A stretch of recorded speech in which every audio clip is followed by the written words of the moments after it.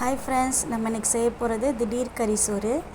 அதுக்கு தேவையானது வெங்காயம், தக்காளி, மீன் மேக்கர், கறியே இல்லாமல் கறி சோறு செய்ய போகிறோம். இஞ்சி பூண்டு பேஸ்ட்டு.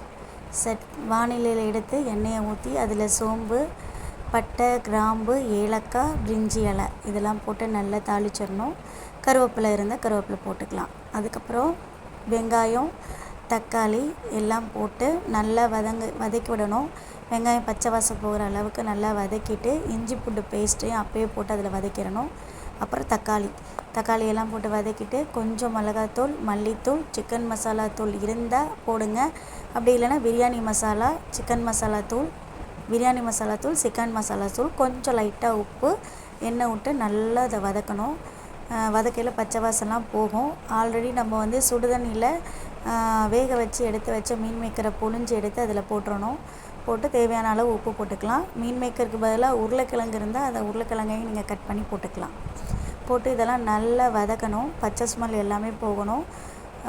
அப்புறம் நல்லா கொதிச்சதுக்கப்புறம் அது நல்ல ஃப்ளேவராக வரும். நம்ம ஊற்றின எண்ணெயெல்லாம் கொஞ்சம் நல்லா மேலே எழும்பி நல்லா கிரேவியாட்டம் வரும். வந்ததுக்கப்புறம் கருவேப்பிலை, கொத்தமல்லியை தூவி போட்டு சூடாக வடித்து வச்ச சாதத்தை அதில் கிண்டி இறக்கிட்டிங்கன்னா சூப்பராக நமக்கு ஒரு 5 மினிட்ஸில் திடீர் கறி சோறு.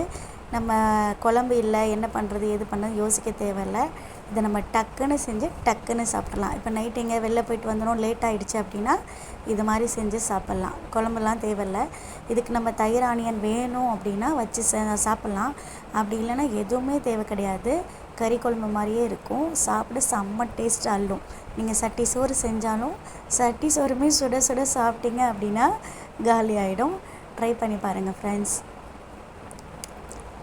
ட்ரை பண்ணி பார்த்துட்டு டேஸ்ட்டு எப்படி இருந்துச்சுன்னு கமெண்ட்டில் சொல்லுங்கள்.